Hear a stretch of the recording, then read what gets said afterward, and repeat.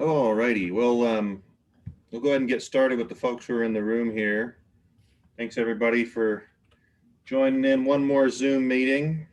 Way of the world these days, but it's very nice to see you all here. Um, so let's see here. Let me just start the old screen share.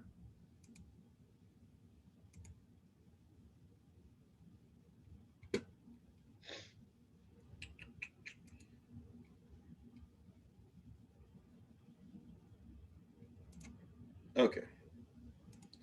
So, oh, that didn't work. There we go. All right. So here's what I'm just going to kind of, before we do introductions, I'm going to go over what we're going to be talking about tonight, what everyone can expect. And, oh, just a minute. Um, Kind of what we're gonna do here, what we're gonna cover, and then we'll go into introductions and get rolling with that. So, basic snapshot of volunteer crew leadership, kind of a refresher on the leadership skills, or though I don't like to always call them this, many of you may have heard them referred to as the soft skills. In the past, I like to say leadership because it's no less important than the technical skills, and those involve all of these. So basically, running through the OSI content with a few additions as well that we currently utilize for crew leader training. You know, nothing super formal, nothing super unfamiliar to those of you who have crew led in the past or have taken crew leader training with us in the past. I think it'll be somewhat familiar to everybody. That being said, it's a lot of good information. So hopefully what y'all came here for to get a good refresher on this. Then we'll have a break. Then my counterpart, Taylor Driver, is going to be test driving a bit a new training module we're implementing with all of you called Assessing Yourself as a Crew Leader. A little bit about how to think about what you bring to a project, how that influences how you manage your crew, and how you work and interact with people that you're working with. Before we wrap up, a few people asked for it, so I did throw it in here. We are going to talk a little bit about the latest and greatest on how VOC is handling COVID-19, specifically what you can expect if you come out and crew lead on one of our projects this year. And then just in general, and for those of you that are interested in more technical training, I'll be appointing folks to that and more at the end of the night. So if you haven't got enough of training this year, there'll be some opportunities that I'll be laying out to everybody before we end tonight. Though we plan to let everybody go by 8 o'clock. So by way of introduction, I would like to do this. And this will help us get through both introductions and thinking about what the role of a crew leader is. I'm going to just kind of go down folks as I see them in my window here and ask you to tell us who you are, where you live, and how long you've been involved with VOC, or if you're not involved with VOC, what group you primarily spend your time volunteering with. And then finally, give us one thing you think makes a good leader. So we got so D Lyons, I'm going to start with you. You're on top of my screen. Oh no. So I'm in Conifer. I'm Dee, and I'm with the Friends of Mount Evans and Lost Creek Wildernesses. And I work with Steve West quite a bit. I've been to some VOC trainings with Steve West. And Steve West is our trail boss this year. He's come back. So I plan on working with him, and Wyatt's going to be Wyatt is going to be assisting Steve, so that's good. So, and as far as what makes a good leader, for me, it's listening. And that means really listening, not just nodding my head and say, just get through this kind of thing, but really listening to what someone is saying. All right, thanks, Dee. Jim Garofalo. Hi, Jim Garofalo. I live down in Cherry Hills. I've been involved in VOC on a inconsistent basis, actually since 1991 with a bit of a gap decade. We'll go with that. I've been a crew leader manager. I've done almost everything except for anything to do with cooking and trail design. I think a good leader, Dee stole my listening. I'm going to combine listening and observing kind of together. Listening to what's going on with your crew and observing what's going on with your crew. Thanks, Jim. Gordon? Gordon Caruth. I've been a VOC member since 1993. Crew leader, team lead, sometimes with working out with the folks over at the resource center. Oftentimes I've worked in the kitchen, helping out a little bit here and there. Gosh, the best thing for crew leader, bring chocolate chip cookies. Yes. I think we call that praise and recognition, Gordon. Oh, okay. Bribery too, bribery. Right on. Dean Winstanley, how about you? Hello, I'm Dean. I live in Denver. I've been affiliated with VOC since about 2006 or so, and was actually on staff with Dan and Taylor for quite a long stretch. Left about a year ago.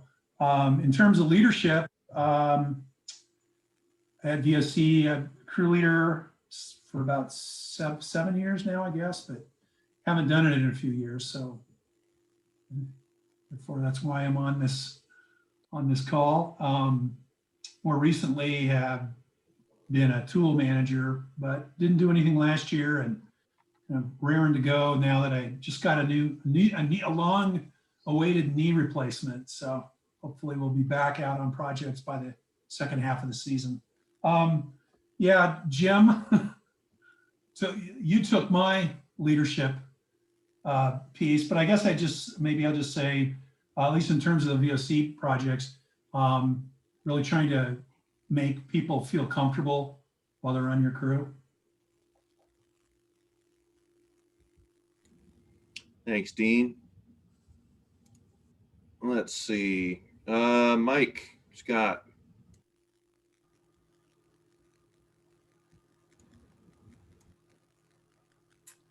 He's on mute. Hi, Mike Scott here. I live in the Colorado Springs area, and I've been volunteering with VOC probably 4 or 5 years here, the last 4 or 5 years. I volunteer with several organizations in the Colorado Springs area. And when it comes to crew leader, I think the points that were made are really good, that have been made so far, being the super observer. I really think that's key. But the one I guess I'll say, and it's really a little bit what was just said, but I would say, presenting yourself as friendly and enjoyable. So like I said, that kind of goes with what was just said about making your crew comfortable, but that's what I would say, presenting yourself, as friendly and enjoyable, getting to know your crew, getting to work, have them work as a team. Thanks, Mike. Tim Malzahn. Hello. Yeah, my name is Tim Malzahn. I'm checking in here from Wisconsin. Thanks for letting me join. I've been involved with VOC since 2001 when I took crew leadership and skills training that Steve West and Ed Benson led. American Hiking Society sponsored it, and the North Country Trail Association hosted it in Pennsylvania. And then from there, Ed called me fleet-fingered Tim, and I was able to convince Ed and Steve and hello Becky and Eric Schwab to come to Wisconsin on 3 different occasions and help me establish something called the Mobile Skills Crew program on behalf of the Ice Age Trail Alliance, statewide organization in Wisconsin. So VOC has been like a real mentor and really important to what the last 20 years of my professional and personal life have been.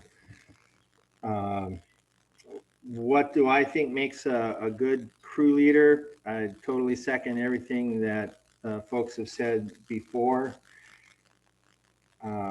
I started to talk, and I would also add being proactive in terms of safety mitigation, teaching, and I'll also second again being accessible. So, Thanks, Tim. Glad to have you. thank you. How about Dave Brewster? Howdy, I'm Dave Brewster. I'm up in Dillon, Colorado right now, so I have lots of snow in my yard still. I started working with VOC 3 or 4 years ago. I'm retired, so I have time to spend. So also work with WRV, the Friends of the Dillon Ranger District up here, and Eagle Summit Wilderness Alliance. I spend quite a bit of time with. They're all up in this area, so that's great. What do I try to do as a leader? I'm always trying to give the crew the opportunity to contribute, whatever they can and the most they can. Sometimes it's somebody that is full of interesting stories that entertains the crew all day long. A lot of times I'll be out there working with people that have better technical skills than I do. So I always listen to them and, try to get them involved in decision making and helping organize the work. So. Thanks, Dave. Glenn Scadden. Yeah, Glenn Scadden, lived down here in the Monument, in Colorado Springs area. I was trying to think all along now, how many years has it been? I really have a hard time putting my thumb on it. It's probably about 8 years in that time frame. I do remember more what my first project was with VOC. It was Mount Quandary. We were working up above tree line with Colorado 14ers Initiative. I says, wow, this is a high altitude operation, and very enjoyable. Got me started in it. Did a lot of that. My home base is actually Colorado Parks and Wildlife. I'm on the CPW fire mitigation team, certified sawyer, so we do a lot of sawing during the weekdays. Also do trail work with CPW. See Mike Scott a lot on that, and others, and try to fit that in between all the fire mitigation work, and then weekends is VOC, and every once in a while I try to fit in some of the other nonprofits that do trail work down here in the Springs, like RIMFE and Friends of the Peak.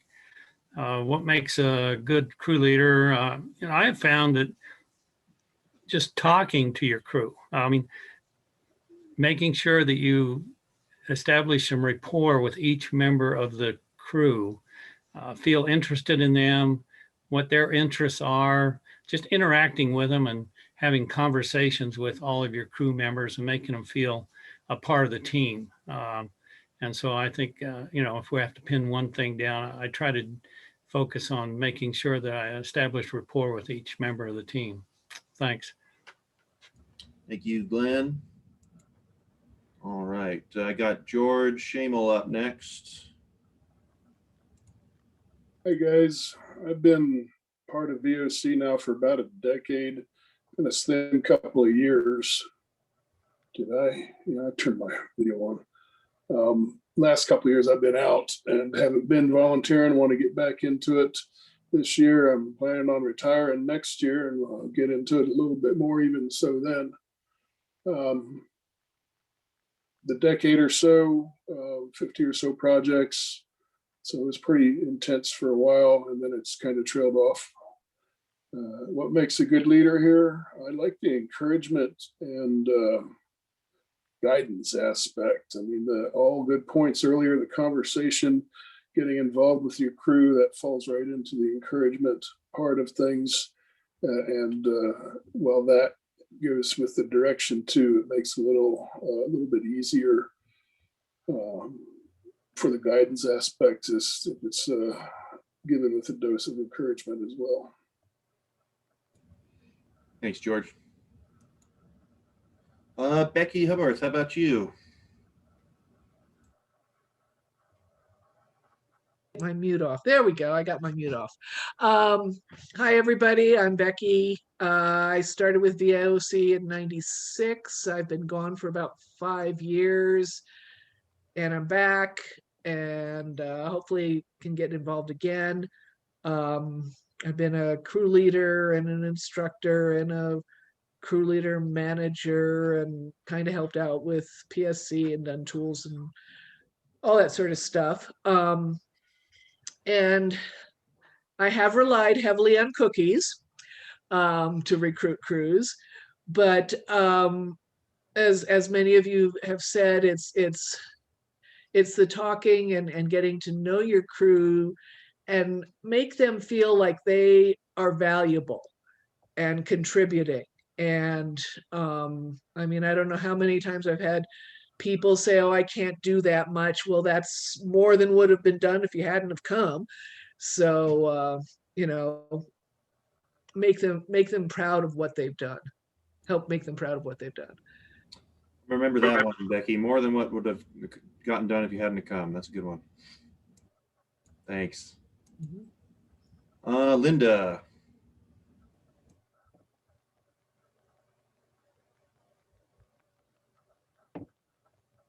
Still muted there, Linda. There, I tried. Okay. Linda, I live in Denver. I am a newbie at crew leading. I did it a couple times during COVID last year, and I just got my certification at the end of the season before. What makes a good crew leader?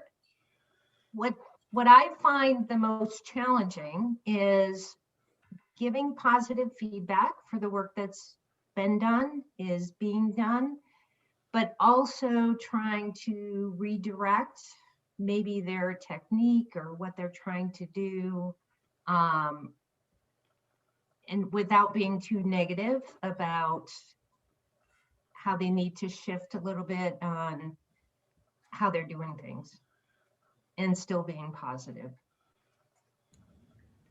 Great, thanks, Linda. All right, I've got a Michael's iPad. Not sure which Michael that is. Hey, this is Mike Mattice. Hey, Mike. Hey, I have no idea why it said iPad.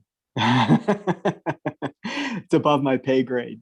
I live in Denver since 2014 in VOC. I think the characteristics are knowledgeable, supportive, and accessible.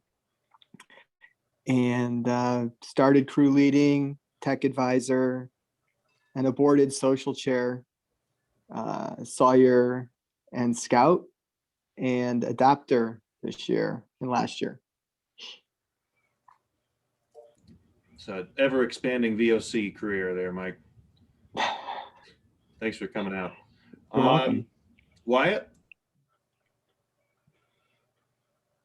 Hey, yeah, I'm Wyatt Stanland. I work with the Friends of Mount Evans and Lost Creek Wilderness Group with Dee, and I'll be like the junior trails person there. So I'll be like Steve West Jr.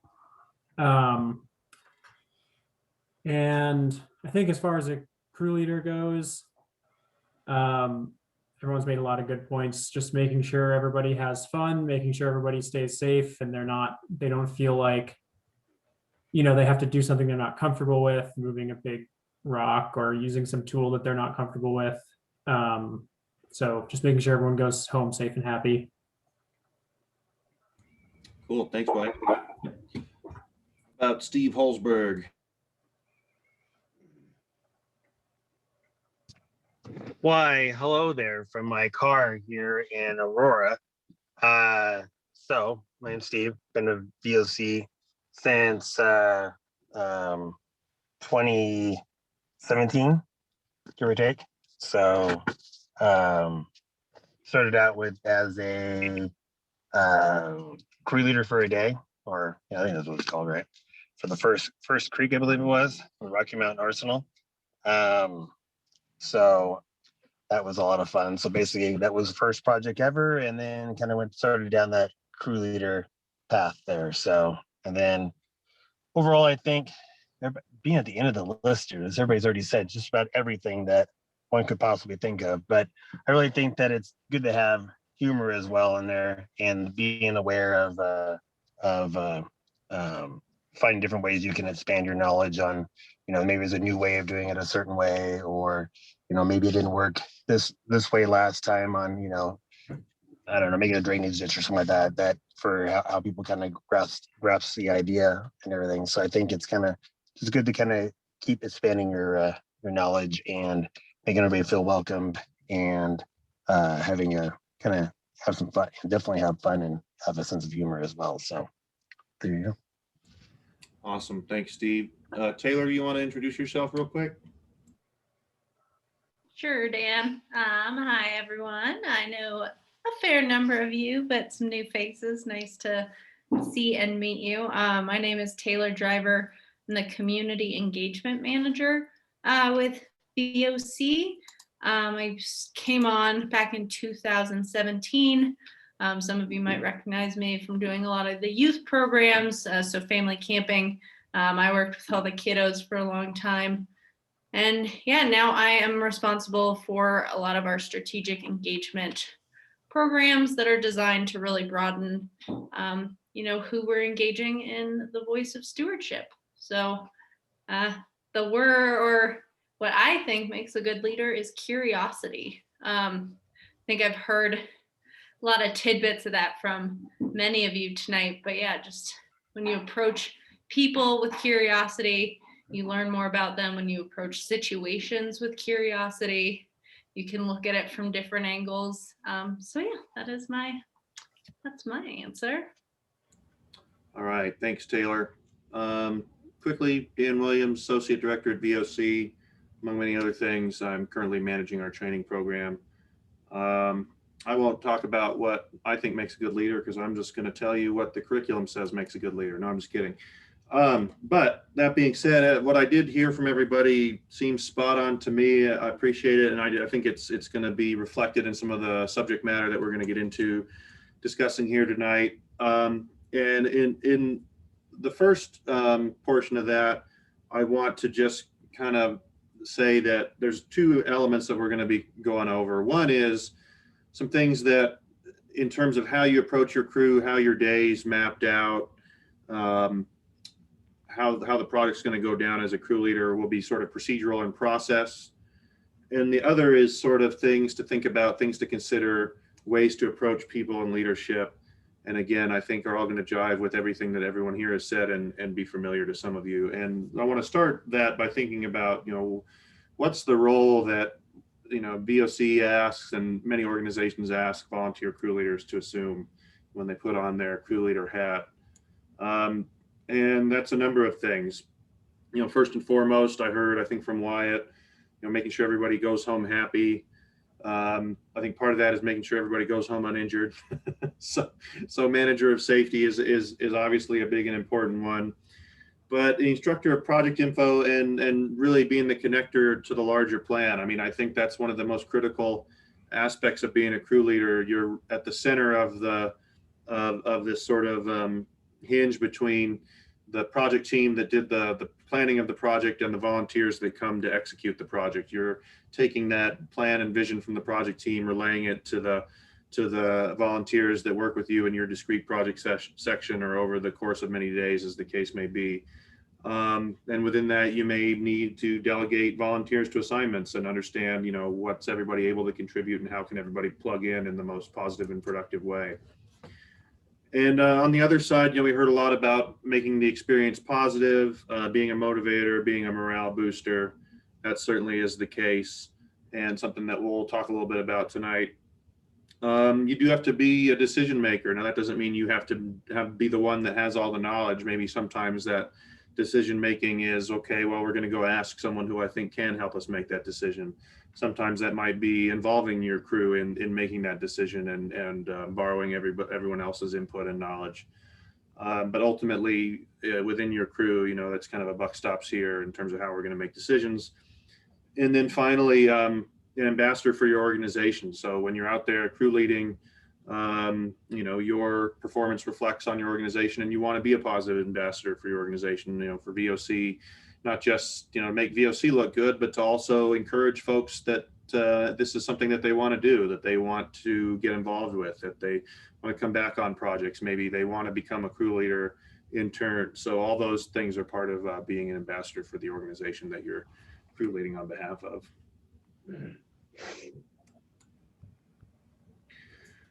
So speaking of process, getting started with your crew on any project, no matter how long it takes to get it done, be it a day, a few hours, a week, whatever, is the jumping off point. And the beginning of the day sets the stage for success. And so if you think about it in terms of like a Saturday morning discrete project, we might kind of call this the critical hour, that first hour of the day.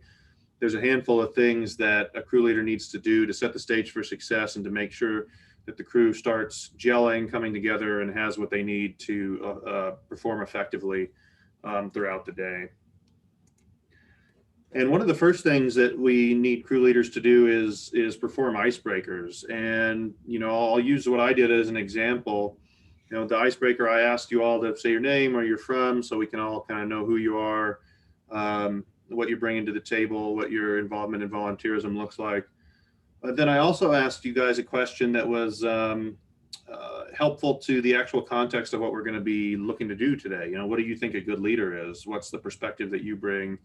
And if I were a crew leader, you know, how might I take that, and how can that inform me about your potential skill set and knowledge and what you bring to my crew? So I'm going to try something a few times here tonight, and that is just to ask anyone to chime in, and hopefully we don't get a bunch of people talking over each other. But I'm curious, you know, one or two folks, does anyone have a really great icebreaker example, something that they like to do when they get crews that they found really fun and effective?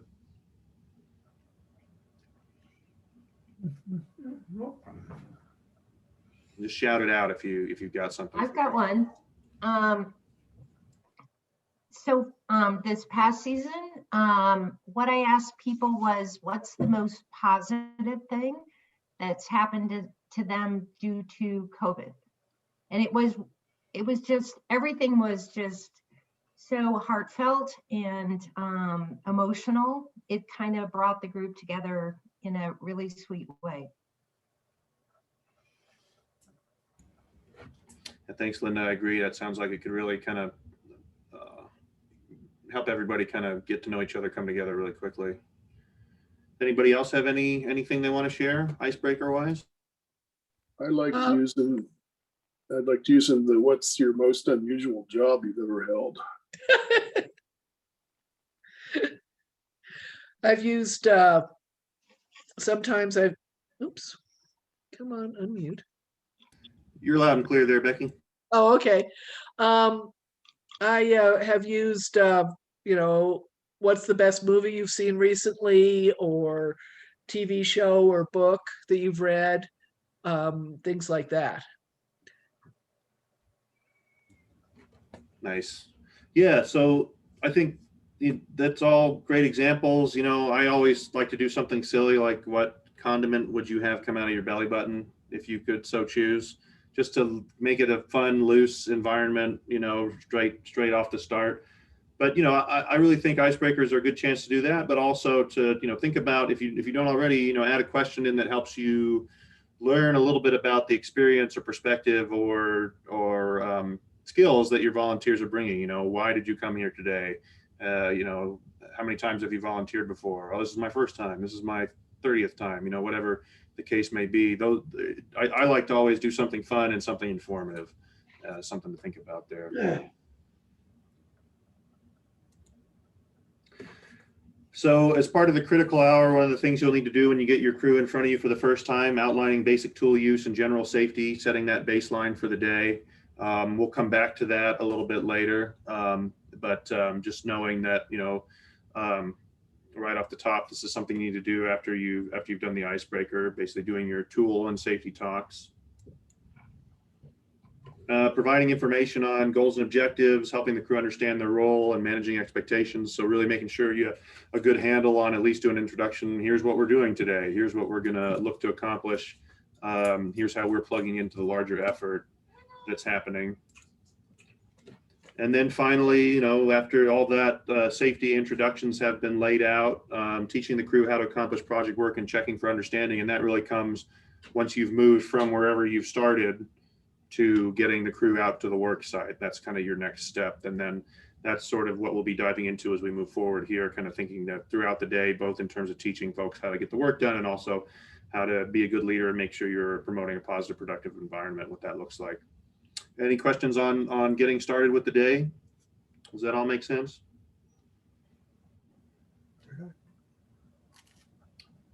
All righty. So a next element that is really, really important and gets at a lot, I think, about the observing, the listening, the being aware, talking to people, all these good leadership qualities and traits that were brought up, is that crew leaders are always assessing. So assessing your crew for on a variety of points. And we're going to go through some of these. And again, I'll just kind of introduce what it is, talk about what it means, and then I'll ask someone to give us an idea of, well, what does that look like? How can I achieve that as a crew leader on the ground? And since Linda, Becky, and George chimed in the first section there, I'll ask them to refrain, and we'll see if someone else can come up with some of these elements here until we get through everybody. But the first thing we have to assess our crews for is what their expectations are. What are they planning or hoping to get out of the day? What level of physical expectations do they have? What level of time commitment are they thinking? All in all, what sort of expectations they have for the day. So I'll throw it out there. Can anyone give us an idea of, as a crew leader, how can we figure out what our crew's expectations are for a given project day?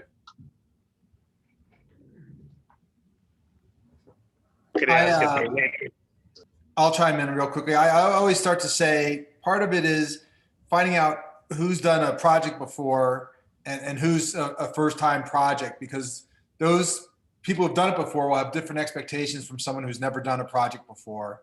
And so establishing that baseline is helpful in figuring out what the expectations are. Steve, did you have something to add to that? That was exactly what I was going to say. Damn it. Yeah, this is Mike. I would say lots of times you can just do that by visually, maybe a short hello to them and their response. You see their attire, you see their demeanor. You get a lot of things right away. Sometimes they come in groups, so you see the groups on how they're laid out. So a lot of it can just be done visually without even a lot of verbal communication. Yeah, Dan. What I found is there's always that subset of the crew that know what they want to do. Again, from the earlier comment, based upon they've had experience, they've been on a number of projects and they've found something they really enjoy doing. So first thing I try to do is get those people pointed that direction. Who's the big rock haulers, with yeah, try to kind of go around and say, if you've had experience before, what is it you like doing? And then that takes it down to those that maybe haven't had as much experience, and kind of feeling them out a little bit, not necessarily at the first hour, you might say, but kind of along the way, or as we're walking up, or as we're starting to work, get a feel for what they're comfortable with. And that's real important to make sure you get the right people doing the right job, especially from a safety point of view. Cool. Thanks, Glenn. I think we can keep us moving here, but I think we'll have plenty of opportunity for everyone that hasn't had a chance to continue to chime in as we move forward. But I also want to mention too, that whole start of day procedure that we just went through. I mean, that's your opportunity as a crew leader to talk about what the expectations are going to be for the day, both in safety and work and productivity, all that good stuff. And have you verbally set those expectations that you can refer back to as needed throughout the day. So be thinking about that when you're thinking about how to approach that start of the day procedure, is also to start setting expectations through what you're doing in tool talks and safety talks and intro to how the day is going to flow, all that stuff, in addition to, trying to learn more about your crew leaders and feeling, or your crew members, and feeling them out. So the next thing we have to assess on is skill. And I think that's, fairly self-explanatory, making sure that a crew has the right skills to accomplish the work. We talked a little bit about finding out about, what experience folks have. But there's a couple things I think involved in this too, both in folks that, well, both of those relate to, folks that maybe don't have the skill and experience. What I want to ask is, how can you make sure that people who, maybe aren't as skilled are having an opportunity to build those skills, or learning what they need, and are able to be effective?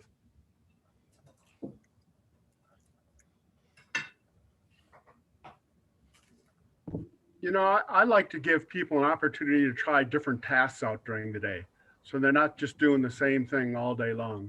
There's some people that come in with experience and know exactly what they want to do, but most of the volunteers are interested in trying different things out and learning how you use all those different tools. So, thanks, Dave.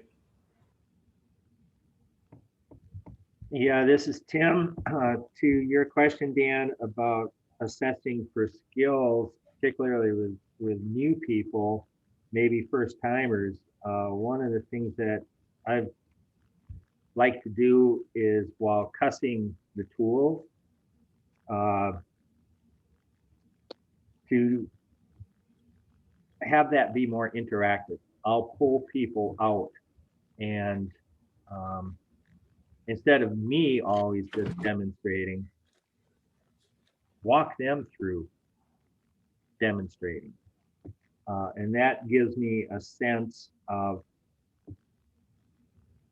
their comfort level with tools in general, and perhaps with a particular tool, and just what their excitement level is to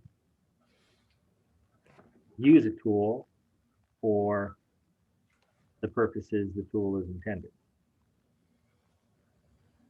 I like that, Jim, and I think involving your crew as much as possible is also going to help make them feel welcome and valuable, and like they have input as very early on.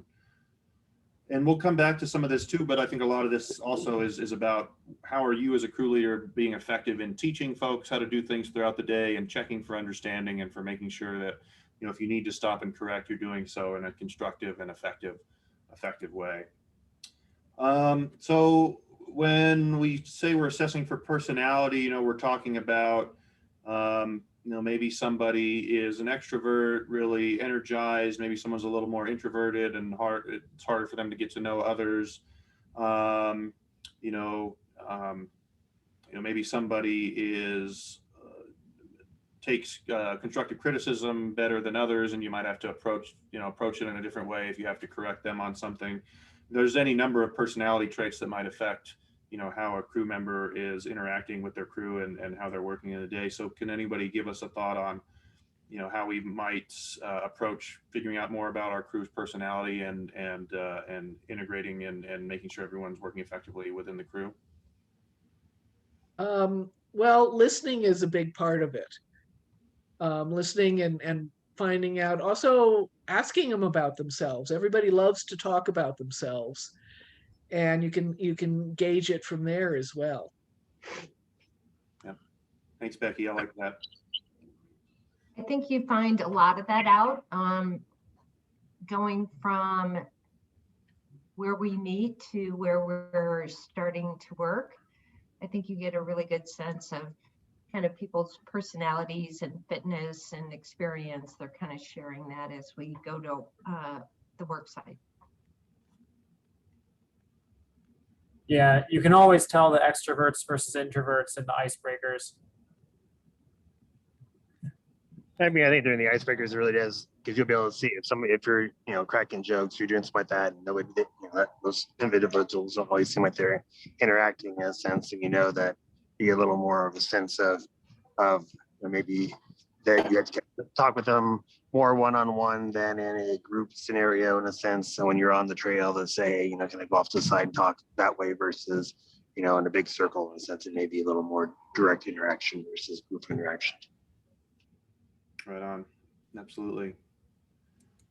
Good stuff. So performance, we're talking about, just making sure that everybody's on track, that the crew's accomplishing the work that's set forward, not just the amount, but accomplishing it in a quality way, and that everybody is able to continue to perform throughout the day. So feeling good, feeling safe, and all that good stuff. So what's involved in making sure we're assessing for effective performance?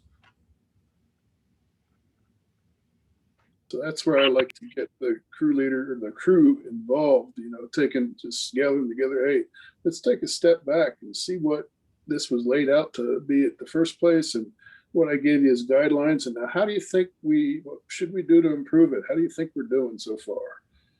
And then as a group, they can talk it through, and I can give pointers and then get them back to tuning up and fixing whatever they've pointed out, and maybe some additional.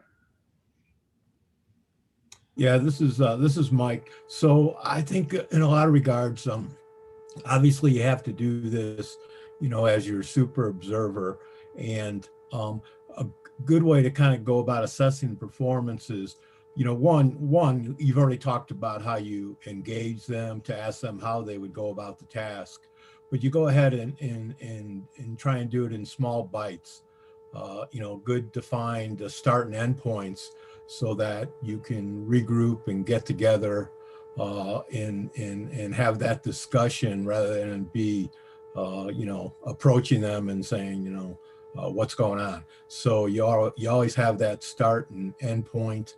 And then you talked a little bit about, teaming the people together. So a good way to monitor performance is to take those people that you have trust in, that they have the skill, and kind of engage them a little bit to help along with assessing performance, because it can get away from you, right, if you aren't on top of it. Right, and you're talking a little bit about delegation there too, I think, Mike. Yeah. Right, and so you have more time as a crew leader to help work with the crew members that need a little more help, it sounds like to me. I think performance also reflects a lot on expectation. So I think, people, members of your crew will assess their performance based on the expectation that you set out at the beginning, or as it changes throughout the day. If you have an expectation of reworking this massive section of trail and things turn out to be more difficult than planned, they might feel that their performance is lacking, when in reality, maybe your expectation was off. So performance ties into that expectation and the feeling among the group of accomplishment. So I think that's a balance that kind of changes throughout the day as well. Right. And thanks, Wyatt. I like that. That's a really good point. Depending on the project, I also think if you can demonstrate exactly what you need and what you think needs to be done, so that everybody can see something physically before you get started. And that's not always possible, but depending on the project, sometimes that works out very well. Yeah, hold that thought, Gordon. I think we're going to come back to that when we talk about teaching the different learning styles, but that's absolutely true. I do want to wrap this up. Last thing we're always assessing for is safety. And I won't go into it much more than that. How can we make sure we're assessing for safety? Does anyone have any good ideas? I think that it kind of goes back to the personality side of it. Is if you've got a crew of individuals, or they have the road mentality, and I want to be against strong, and not the over the back there, holding behind them, or they're trying to big swing or something like that, like big and tough, and it's all kind of gauge that as two together, so know that this person looks like they could want to make sure that they're, you know, you're assuming that they, you know, they need to safely hold the tool and kind of goes the step. Steve, I'm gonna let you know you're coming through a little choppy for me. I'm sorry, but I picked up some of that. But does anyone else have any thoughts on assessing for safety? Well, one thing, it can sometimes depend on your size of your crew. If you've got a small crew, you can be working there alongside them. But if you've got a huge crew that's strung out, you know, sometimes you need to put the tool down and spend most of your time walking back and forth and watching and making sure that everybody's working safely. Maybe give them a little reminder here and there, Right. so it doesn't get away from you. Right. And Becky, I think that's a good way to wrap this up, because I think, you know, one of the questions that we always ask in crew leader training these days is, you know, if I'm asking you to do all this as a crew leader, does that mean you can be, you know, the primary worker, the one with your head in the ground and the tool in the dirt?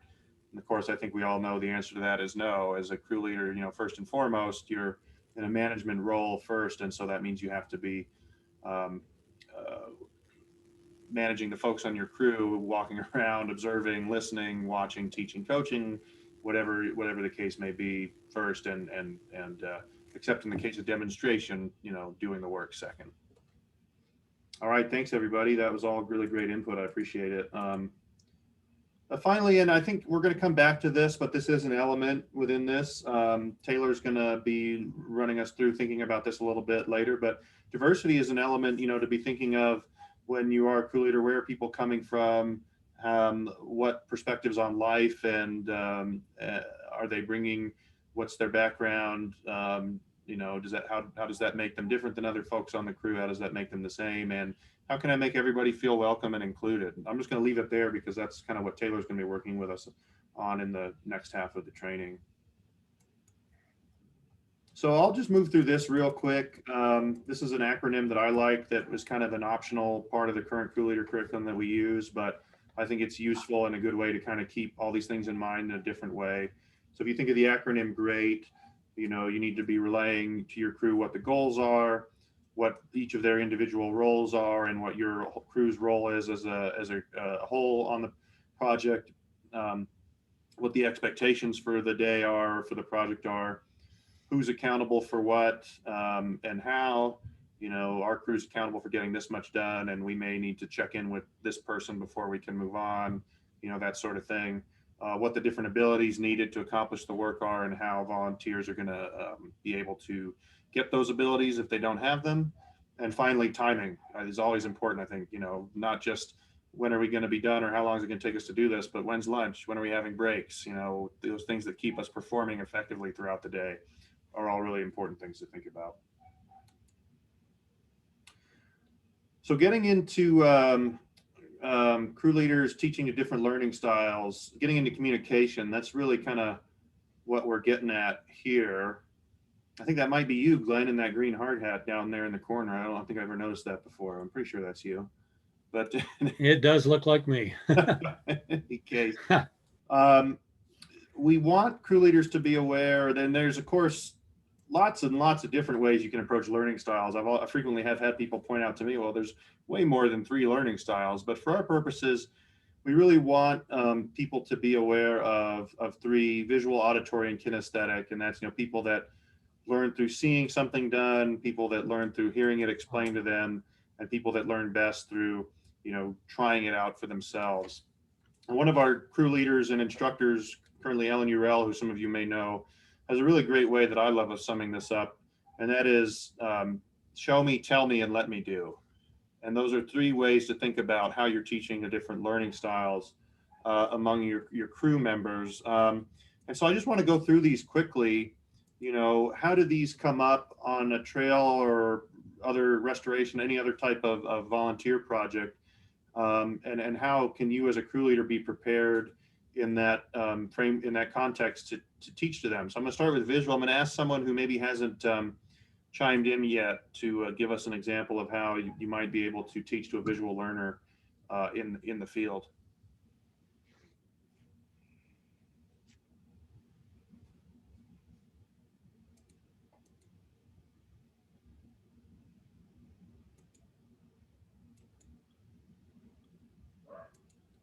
All right. Well, in that case, I'll open it up to the group then. Does anyone want to weigh in on that? Well, I know that, in building four-step trail, when I first built it, I didn't understand what anybody was talking about. And then somebody pulled out their manual and did that demonstration where, you've got the book up like this, and then you bend it down like that, and you bend it back like that. Exactly. Yep. And it's like light bulb, and some people are like that. They have to see it or a demonstration, but you don't always have a really good place to demonstrate. So that little book way of doing it, or draw a picture in the ground. So Right. this A is, lot of people get the carabiner cards these days, for instance, having a diagram Yeah. available. How about, I'm just going to keep it moving. How about auditory learners? How can you effectively teach someone who's auditory as a crew leader?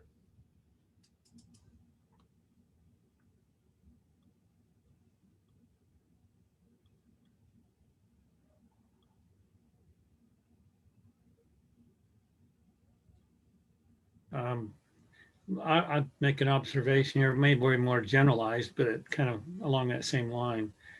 Over the years, there's been several times where I've had a crew where I've had somebody on the crew that's had disabilities. And I think that goes along with several topics here, but that can present some real interesting difficulties to deal with. But in this particular one here, I had a crew member that was not verbal, had a verbal and a hearing issue.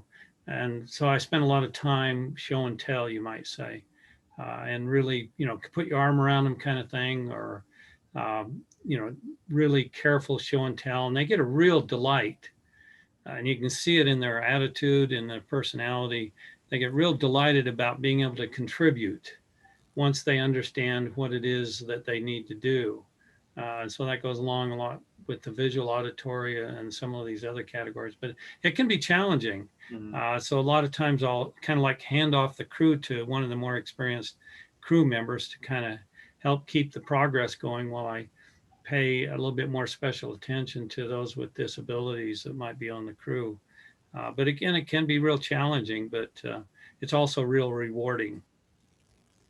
to me doing that, it's as simple as just listing the steps. You're taking a team to do a rock move. The first thing you do is you kind of tell them the steps, then maybe you visualize it a little bit, and then you go do it. I like that, Mike. And would you say that, some of that, being able to do that effectively it's helpful if you know ahead of time what you're likely to go to do and think about what your steps are, what your spiel is going to be, so you're clear and concise in your communication? You mean you got to know your stuff? Yeah, Right. you got to be a good trail builder, good tasker, good person who knows how to execute the tasks. Well, I think too, if you're talking things through, and this I guess goes with a lot of any of these really, for that matter, Glenn, some of what I think you were getting at too is observing, what is this person picking up and putting down, and can they, say it back to me, or can they show me that they understood by doing it on the ground, and giving the individual or the group the attention needed to make sure that's the case. What about kinesthetic, learning by doing? What does that look like? I was just going to add, as a crew leader, what's a challenge is our default is to try to teach the way we want to be taught, whatever category we're in. And the challenge is understanding that not everyone learns that way, and remembering to provide the training in multiple different ways so the different learners can learn. That's always been a challenge to me. Thanks, I always Linda. feel like everyone learns the way I learn, right? You stole my punchline, but yes, that's absolutely true. Yeah. So for kinesthetic, I always like using the Pickmatic and swinging it safely across body and everything. So here, pick it up, dig a little trench there in the parking lot with it, and feel that swing and feel it bite the ground a little bit. Right. And I mean, this is a personal opinion, and then, you know, you maybe disagree with this, but I do think sometimes we can get into a space where we're doing a lot of talking and a lot of showing, and we forget that, you know, at some point we've got to let the crew give it a go and learn by working their way through it, right? And kind of coaching them along that process. So, you know, I like to kind of remind folks, hey, you know, you've got to get through the demonstration and the talking it through, but at some point you got to let it get to that point where folks are going to start putting tools in the ground, and you may have to come back to these and continue teaching from that point. So yeah, so Linda, you know, brought us to this point, but the main thing is here, you know, we don't need, you know, someone running around and, you know, checking off, okay, this crew member's a auditory, this crew member's visual, this crew member's kinesthetic. It's really important to think about, you know, when you get out there, how can I be teaching to all three learning styles, and how can I be using a different method if the initial part of if the initial attempt didn't get through. And so that's really the key takeaway here on learning styles, is that you need to be thinking about all three at once, and, you know, telling, showing, and letting people do.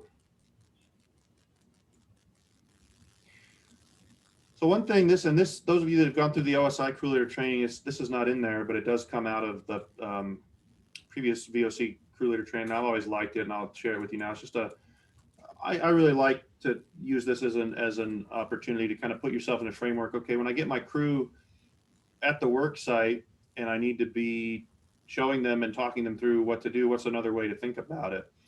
And I like really setting it up as an introduction, then demonstration, and then coaching. So introduction, you know, you get the work site, you might be walking them through, showing them what's going on, showing them the different things that need to be getting done, and just generally talking through how that's going to happen.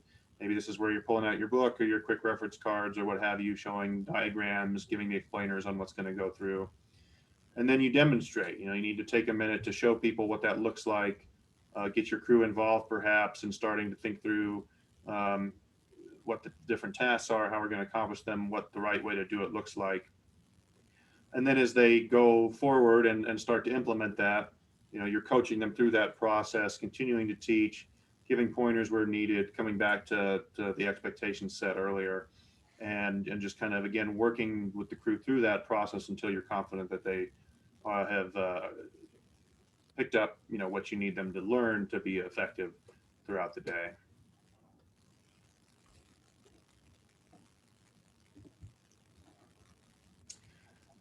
So another important element of being a good crew leader is giving good feedback throughout the day.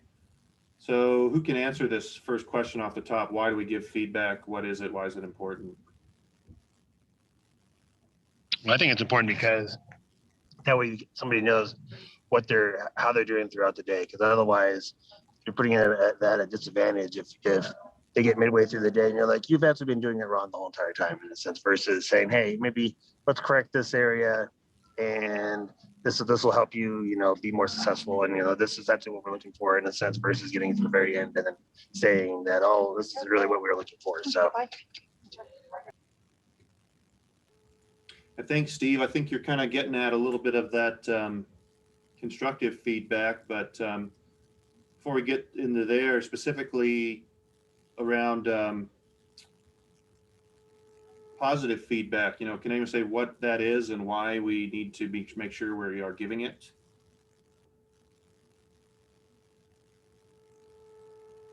Fundamental of training, you give positive feedback to reinforce the correct behavior and the correct techniques, etc. So what does that look like, George? Can you be more specific? Like if you saw someone doing something correctly, what would you say as a crew leader? So here you've been doing the first cut on the trail. That looks really good. You've got the depth good. You're working on the slope. That looks great.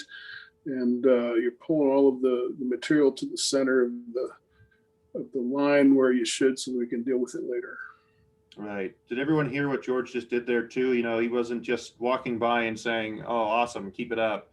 He stopped, you know, acknowledged an individual and kept it very specific. You know, you're doing these things well. So positive feedback, you know, we want to give it genuinely. We want to give it to the individual as well as the group, and be specific about what we're being positive about. So good stuff, George. So when we do need to correct something, we talk about constructive feedback. Does anyone want to venture what good constructive feedback looks like? An example of how we can give constructive feedback when we have to make a correction?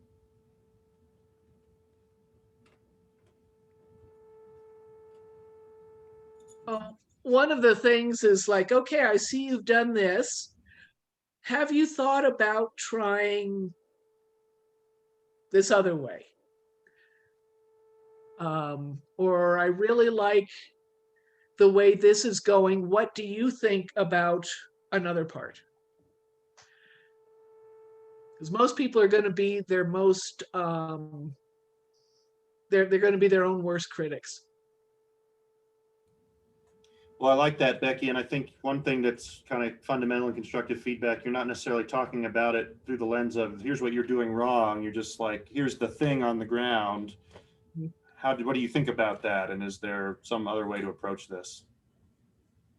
Or starting the conversation about the things they're doing well, and then saying, let's circle back to like our initial talk, and whatever it is that the issue is, the slope angle or the back slope, and say, let's think about what we talked about up front and how things look now and how we can improve them to kind of meet our goals.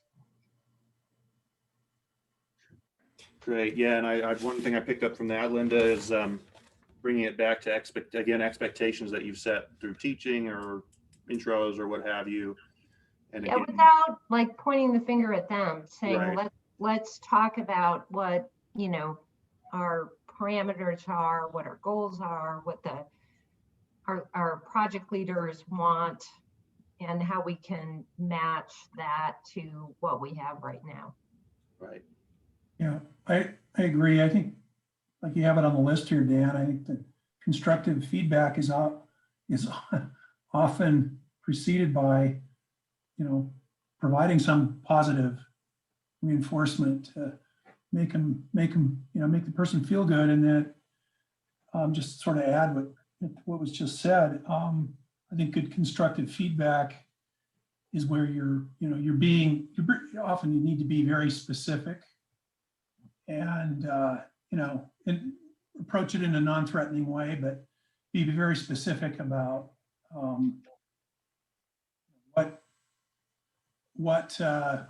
what you're trying to correct, and why that's important, and yeah, just some specificity is often helpful. Awesome. Thanks, Dean. Yeah, I agree with that. So negative feedback, what does that look like? Can anyone say what that looks like and whether or not there's an appropriate time for negative feedback?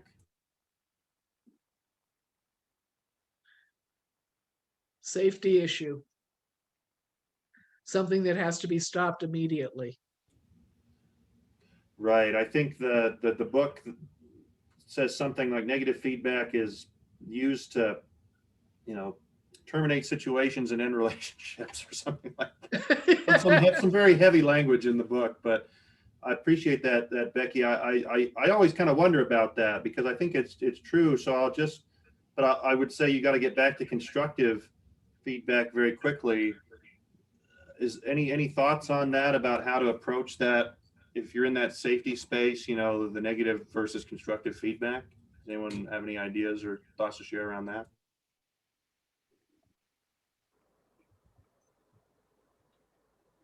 If it was the safety thing, say, whoa, we need to stop that. Now, this is why I'm concerned about you injuring yourself or injuring your partner. And this is why we need to do things perhaps in this manner instead of the manner in which you were doing it just now. Yeah, well put, George. I think that's good. All right. Well, I'm going to move us along from this topic, but before we do get off of this idea of giving appropriate feedback throughout the day, one of the major things you can do with any volunteer group is to make sure you're saying thank you, early and often.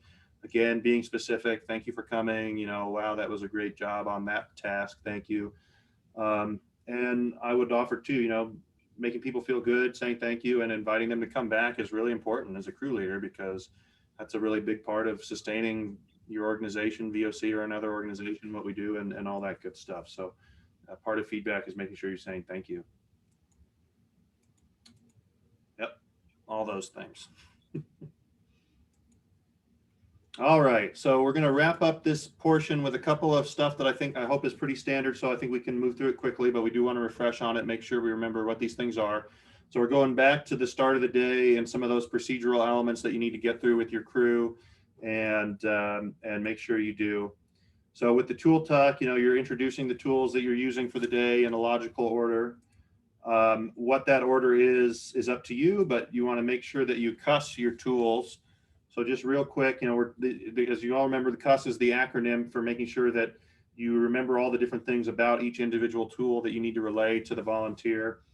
If we speak over each other, that's fine. Can anyone tell me what that first C stands for? Carry. Carry the Great. tools. Awesome. What's the U stand for? Using tools. Use. Yep. The first S, and if we get them out of order, that's fine. Storage. Storing. Yep. And then the final one?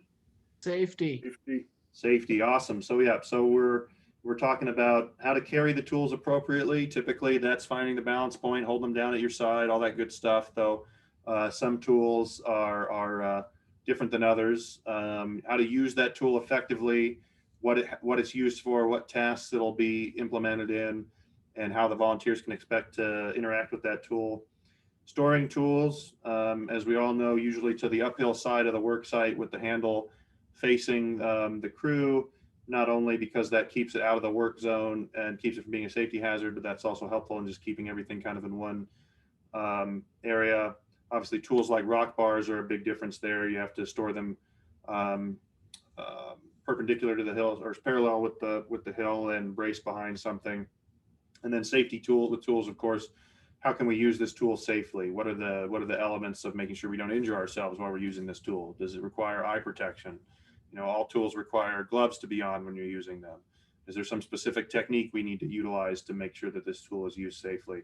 I'm not going to get too much into the specifics of tools. I will recommend, though, you know, if there's ever a tool in the kit you need to use that you're not sure about as a crew leader, there's probably going to be someone you can ask and confer with, whether that's another crew leader, or in the case of a VOC project, you know, your crew leader manager, your technical advisor, the tool manager might know, the project staff might know. You know, there's always someone that you can go ask. And then you need to be giving volunteers a safety talk about the general outline of pertinent safety issues about the day. So just real quick, you know, a brief list of not only, you know, the types of different safety issues you might need to cover, but you want to talk about, you know, how are we going to overcome these safety issues, like with dehydration? How often are we going to drink water? With heat exhaustion, you know, if it's a really hot day, you know, we're going to pace ourselves. We're going to look for safety with shade. You know, the weather, there might be threats of thunderstorms. What are we going to do in that instance? There might be other environmentally unique job hazards like poison ivy or snakes. You know, you might need to make sure we know how to look for and overcome those hazards. Does anybody see anything big missing from this list that you might need to go over in a safety talk setting? Altitude. Yep. Thanks, Becky. That's a good one. Yep. I like to make people feel empowered that, you know, safety is really up to them. Not that I'm not looking out for them, but it's the key is to make sure they're aware of their own safety and surroundings. How do you do that, Dave? And it's not, I guess I'm not totally honest because I want them to be watching out for each other too. Mm-hmm. But when you've gone through all these things and, you know, you can remind them that anytime they want to stop and take a break, they should do it. If they get concerned about lightning, just let me know they're leaving. And, you know, usually it's fine for them to leave the crew and go where do they feel safe. Right. Well, and I think, you know, some of that too is anybody can speak up when they don't feel safe, and you as a crew leader need to take them seriously, right? And address it seriously and either reassure them or tell them how it can be done safely, or be like, oh yeah, you're right. You know, we should do something about that. The other element of this is that, you know, and it may not always be told to you automatically, but it's your responsibility as a crew leader to make sure you ask or figure it out, is knowing the emergency plan for any project. You know, usually, you know, before a project, that's something that's going to hopefully be filled out. In a VOC, we have a template of a crew leader manager risk management, risk assessment form that goes with the notes, but you never know. And so if you don't receive that, you know, you should be asking as a volunteer leader, you know, how are we going to activate the safety net if there's a serious injury? You know, typically the crew leader stays with the victim while asking the crew to go and activate the safety net by getting the attention of the right person. But you know, that may change from case to case, and each project's going to have its own emergency plan and its own chain of command. So if there is an emergency with your crew, you need to make sure you're up to speed on how to activate that safety net if something happens that is an emergency situation. When we were talking about introductions, there was something that occurred to me I should have mentioned was I've been out with crew leaders that asked if people had concerns, and that ties back into safety. And I thought that was a very effective question. You know, whether they're concerns, they want to talk to the whole group, or they want to talk to you in private some other time. And another good one too on that, Dave, not just do we have concerns, but if anyone, you know, you can say as a crew leader when you're doing your safety talk, if anyone has a specific medical condition or need or issue, you know, you can pull me aside and tell me privately, you know, that way I'm aware of what that is, so that if something should happen, I can respond to it. And I've also found that if you come up with something about yourself to give them an example, and it doesn't even have to be true, they're more open to taking you aside and telling you about it afterwards. Like if you say, hey, you know, I've got a bad back, will somebody watch and make sure I'm lifting properly, or drinking enough water or something, then, you know, they're more likely to confide to you. Thanks, Becky. I appreciate that. And getting towards the end of this segment, and I'm going to keep us moving along. We are going to have some time for questions or just covering anything we didn't get to here. But, you know, with that in mind, I wanted to move to this last little piece. This is kind of a diagram that I like using in these contexts. I use it a lot for crew leader for a day, but just a final way I like to sort of synthesize what the crew leader's day looks like. If you see, you know, these two lines, the solid line being the crew leader, the dashed line being the crew member, the y-axis being the amount of effort being put out by the individual, the x-axis being the length of time of the project.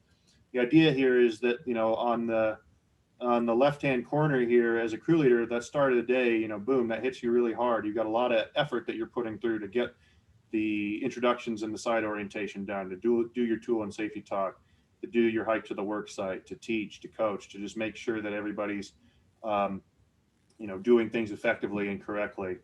And so that's where you're, you know, this early part of the day is where you're putting out a high amount of effort to make sure that all that's going on, that these are the things that are happening, that your crew's getting all the information that they need.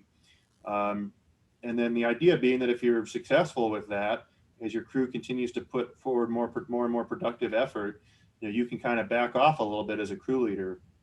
You know, you're re-coaching, reassessing, kind of walking the line, you know, helping out a little bit here and there. But, you know, ideally, as if you're being effective, you know, your crew's starting to pick it up and work well together. And so they're putting more effort out than you are as a crew leader. And then just with a little bump at the end of the day, you know, making sure, okay, as a crew leader, before we leave our site, everything's walkable, everything, if not totally finished, is at least in a condition that we can be happy to leave it behind. Making sure we're picking up all the tools, making sure everybody's good to go, comfortable on the walk out, and you know, making sure that if you haven't already, you've told everybody thank you for coming, that you're closing out the project, all that good stuff effectively. So with that, I'm gonna, oh, I got a chat here. Oh, yeah, appreciate that, Linda. We're gonna take a 5-minute break. So just feel free to turn off your video, mute your audio, whatever the case may be. let's meet back here at 7:24. And from there, I'm going to turn it over to Taylor for the next part of the session. So 7:24, let's be back and we'll get rolling again.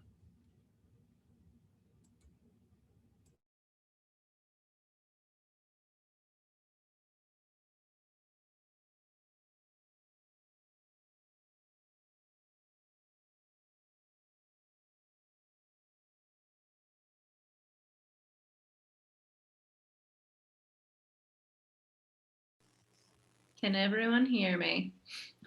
Awesome. So we spend a lot of time as crew leaders assessing our crew kind of throughout the day. We've talked about how important it is to constantly be reevaluating where your crew is at to make sure they're having a really good time. But I think sometimes it's really important for us to also kind of assess ourselves, both as individuals and especially when we're in leadership roles, like how we are showing up as a leader. And so I just want you to think when the last time a stereotype or a strong preference popped in your mind. We were a little short on time. I was gonna do the great Dan's favorite icebreaker of if you could have a condiment dispensed from your belly button, what would it be? Because anytime people answer certain things, I always like, if someone says peanut butter, I want to know smooth or crunchy, and I'm gonna judge them on that answer a little bit. Or if they say mayonnaise, I cringe a little bit. So stereotypes can be big or small, and preferences the same. And that doesn't make you a bad person.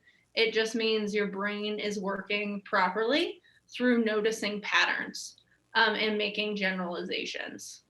But sometimes those thought processes that can make us smart can also make us bias. And this tendency for stereotype confirming thoughts to pass spontaneously through our mind is what psychologists call implicit bias. And it sets us up as people to overgeneralize, which can sometimes lead to discrimination, even when we feel like we are being fair.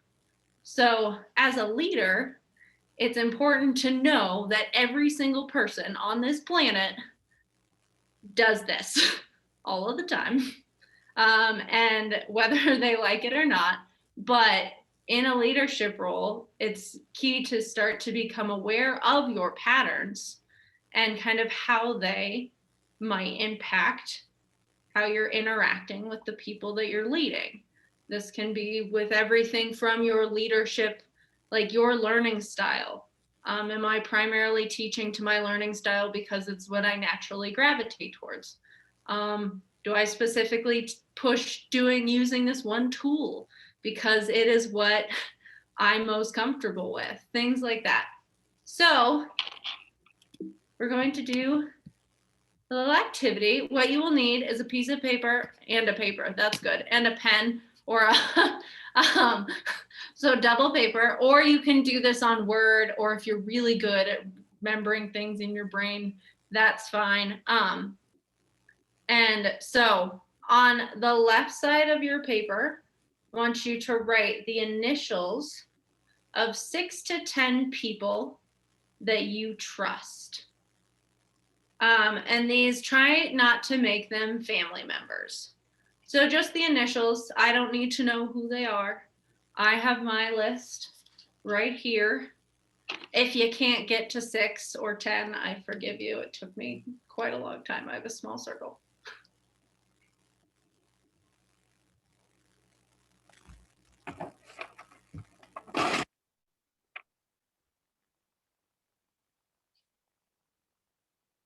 A list of people that you trust.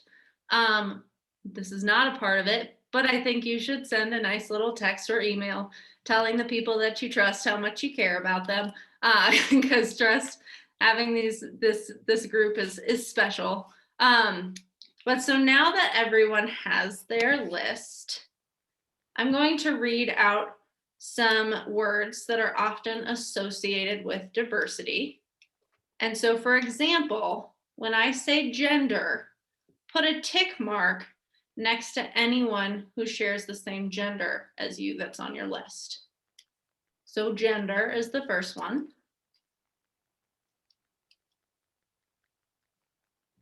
We'll do age bracket is the second one. So anyone who's a similar age to you.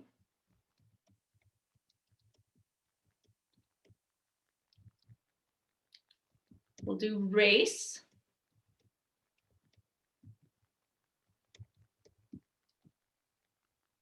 We'll do religion.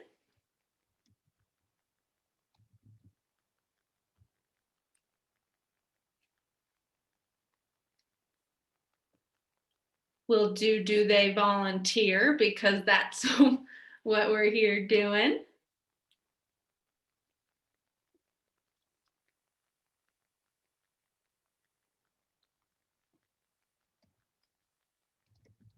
And we'll leave it at that, because I think hopefully that'll kind of give you an idea. All right, and so by a show of, you can either raise your hands or there's those fun little emoji things. Who has for most of the participants on your list, who would say most of those participants are similar to you in most of those brackets that I read off? Who would say they're about 50-50 similar to you, a little different? Awesome. Great. I'm just going to assume I've hit most. Who would say everyone on your list is totally different from you in almost every way? I can't see everyone, so I can't see if anyone is raising their hand. So if that's you, bravo. So this is not, like I said, this circle that you trust, send them a text message or an email saying how grateful you are for them. This is not to point out any issues. It's just studies have shown that in general, people seem to extend trust, and not just trust, but greater positive regard and cooperation towards people who are in their inner group, compared to an outer group member. And this, so for a lot of us, our lists, they were fairly similar to us.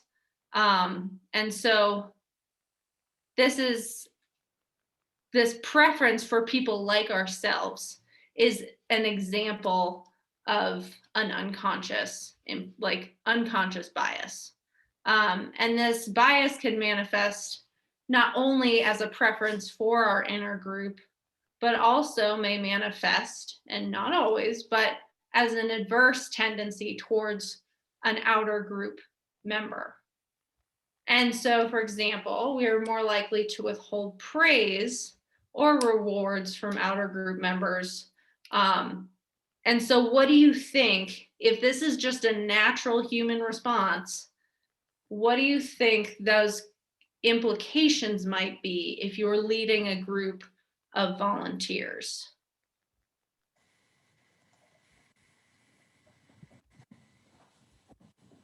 Well, Taylor, I think we can speak. We're not writing this down, right? Yeah, yep, just speak. We'll discuss things. I mean, obviously, if you're a crew leader, you need to be really self-aware of that tendency, because if you aren't, you may very well be neglecting certain members of your crew, which is not a good thing. I could turn them off from volunteering. Yeah, it has all sorts of negative impacts. So anyway. Thanks, Dean. Yeah, Taylor. Yeah. Trust is. I don't. Maybe I missed a few of your words beforehand. If you defined what was meant by trust, everybody, I think, has. When you say, "Do you trust somebody?" Everybody has a different view of what that means. But in general, maybe I'm wrong here. But when I'm crew leading, I really don't trust anybody, so to speak. I'm not, there's times maybe you asked 3 people to go off and into the woods to grab some logs or something like that. And so you've assessed that they have they can be safe doing that, but when I crew lead, I don't know if trust ever enters my mind. That is a good point. And this is a new activity, so I wrote myself a little note.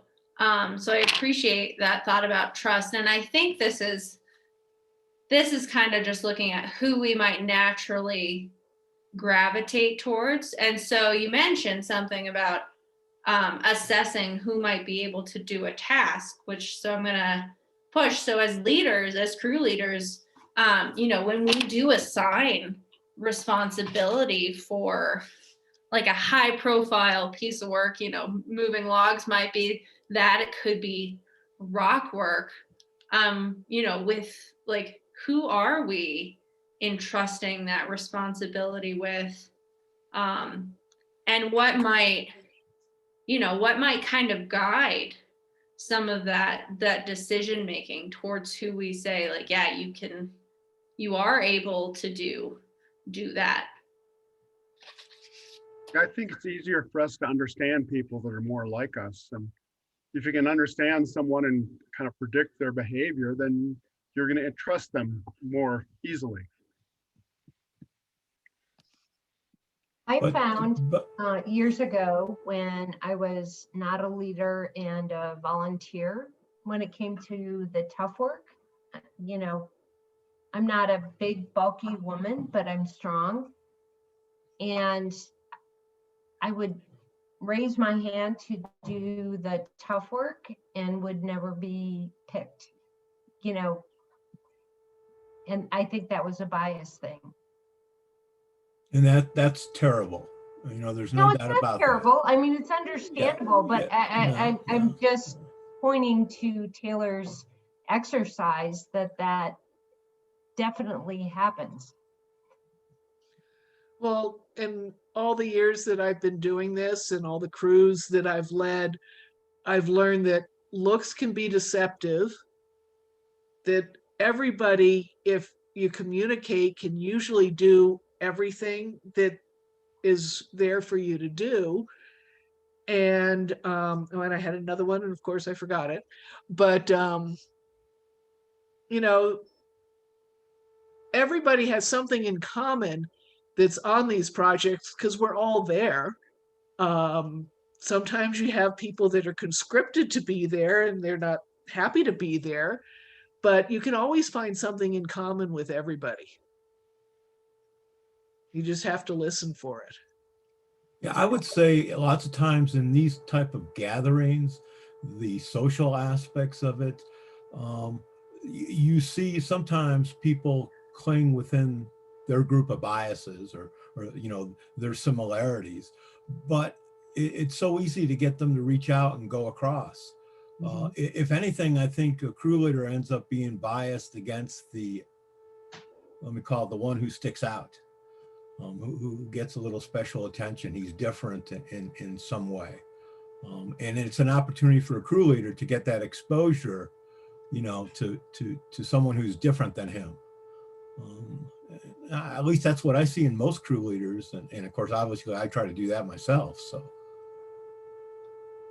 I've found that teamwork is the great equalizer on these crews. They can't, as an individual pick up this large rock, but a team of 4, regardless who that team is, can generally move that big rock. So that's how what I've used, and I've noticed that bias was mentioned about picking the ones that you perceive to be big and strong to do the tough jobs. But if you assign a team to it and perhaps let them self-select their team, you can avoid that bias. And that's an awesome point is, you know, and you all as like crew leaders who have been doing this for years have a, you know, a unique perspective because you have seen these, you know, maybe unconscious biases challenged. Excuse me, my puppy is slamming down. All right, might be a little quieter, but all right, where was I? And so I think, you know, I love hearing, you know, what you all are sharing, because that is kind of what we are getting at, but it's also, you know, assessing your crews, and then, but it sounds like you've assessed yourself and you've learned over time, oh, anyone, like I've seen all different types of people lift these rocks, and it's about who wants to do them and ways that you've figured out on your own to make sure that everyone in your group is involved. And that's what we are hoping for. Oh, go ahead. Becky, did I cut you off? Nope. All right. So I think, yeah, it's as we, you know, as we grow as leaders, and then as we continue to bring, you know, and build our number of people who are going through our crew leader trainings, just making sure that there is time for them to assess themselves and kind of how they lead and what things might show up, big and small, because how we pick a small group of volunteers, or how we choose to praise people or who we choose to praise might very well, you know, impact who we get to see shine. That if, you know, you have that quiet introvert person who really wants to do rock work, but if we, you know, lean towards other people or aren't curious, don't ask people what they're there for, and what they want to learn, you know, we might never find out that we have the next rock guru over there who's ready, you know, who wants to become a crew leader. So these are just things to think about. I'd like to point out again that we all have our own biases, and it can show up in little moments like the condiments through your belly button.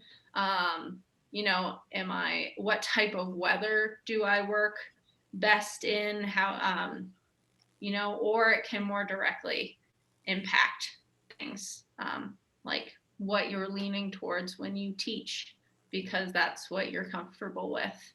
I'm a kinesthetic learner, and that is what I tend towards teaching when I'm not on Zoom, and I have to check myself with that. So just becoming more aware of your own biases before you ever step on to the trail can just help you become a better leader, and make sure that you don't have that reflected through your behavior. If you're aware of it, you're less likely to show it to others, if it's going to be an issue. And so, yeah, I think it's just constantly asking ourselves throughout the day, along with assessing your crew, is how can I ensure, how can I support, and what behaviors am I exhibiting that are either being really or beneficial or are detrimental to making sure that my crew is getting the opportunity to help with important tasks, or making sure that they feel important no matter who they are. All right, and then the last little bit from me is, if you do encounter a bias that you notice and you want to do something about it, here are just a couple steps that came from a model that's used. It's called the Space 2 model of mindful inclusion, and it's 6 evidence-based strategies to help you kind of reset if you do notice a bias. So slowing down, taking perspective, asking yourself questions, cultural intelligence. So looking at, someone's behavior through their cultural lens and not yours. Identifying counter stereotypes, and then expanding. So the formation of friendships, or your circle of, crews that people that you're inviting onto your cruise or have onto your cruise, and that formation. If you do want more resources and you're interested in these topics, I have plenty of other great resources that I'm happy to share with everyone if you're just curious to dive in and learn a little more. Yeah, Taylor, could you just expand a little bit on that cultural intelligence? That, maybe other people are different, but that is a tough one for me. It is. I think so. I think it's just becoming aware, and that might just mean by asking. Like I said, one of my favorite things to step into leadership with is curiosity, both for myself, for other people. And that's, I think if you express a genuine interest in learning about someone, little things might show up. But in certain cultures, it's not a direct eye contact is not a thing for some people, not even cultures. Like, the direct eye contact isn't comfortable. When we look at how we identify if someone is processing what we're telling them while we're teaching, a lot of that is eye contact and head nods and things like that. We might not get that from someone. That doesn't mean they're not processing that information. So I think the cultural intelligence, Mike, is probably one of the harder ones on here. And it might just take, it's probably easier when you're in a group of the same people over and over and over again, as opposed to volunteers coming from all over, just showing up for a day or two. But I think if you have a question and can pose it with curiosity, or just say in your brain, like, okay, this isn't getting through how I'm viewing it, how might they be viewing it? It's kind of the best I can offer on that one. One thought for me that comes up is, trying to be thoughtful about what's the perspective or approach or response or behavior that someone's going to have based on the culture and experience that they have that's different than yours, is something that I read into that. An example I can give, through youth programs, a lot of the work that VOC does is working with, schools in Denver where we've got underprivileged or underserved youth, and we're getting them out to outdoor stewardship. And a lot of them, have not done outdoor stewardship, let alone some of them may not have ever been west of Federal Boulevard, or to some extent. And so it's a whole different sort of education, an activity. I don't know, Taylor, if you ever did it, but one that Allie Bell and I used to do is, we're talking about public lands. Who owns public lands? Who do they belong to? And any of us might, know that, that belongs to all of us, right? And there is the ethic of stewardship. But that's not something that everyone is going to automatically have if they've not been exposed to that culturally, right? This idea of getting out on public lands and recreating or what have you. So that's another, I think, example of what cultural intelligence means. That's a good one, Dan. Or even what it means to be outdoorsy.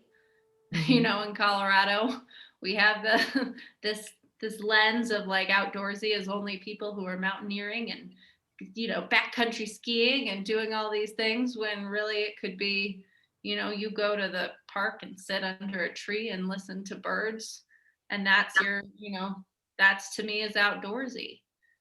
So big and small little ways. But yeah, like I said, if this is something you're interested in, I have a whole slew from from long podcasts to short podcasts to Harvard has an implicit bias. They call them tests, but they're, you know, just tools you can use to go through, and you learn a lot about yourself. So yeah, if anyone has interest, please just let Dan or myself know and we can get those to you. All right. Awesome. Well, we'll leave a little time for questions at the back end. So if we have anything else we want to discuss, otherwise I'm going to get us through the last bit. Well, I've got a of our quick question. presentation here. I have a quick question. We've talked about identifying biases within ourselves. What happens if you see what seems to be inappropriate behavior within your crew?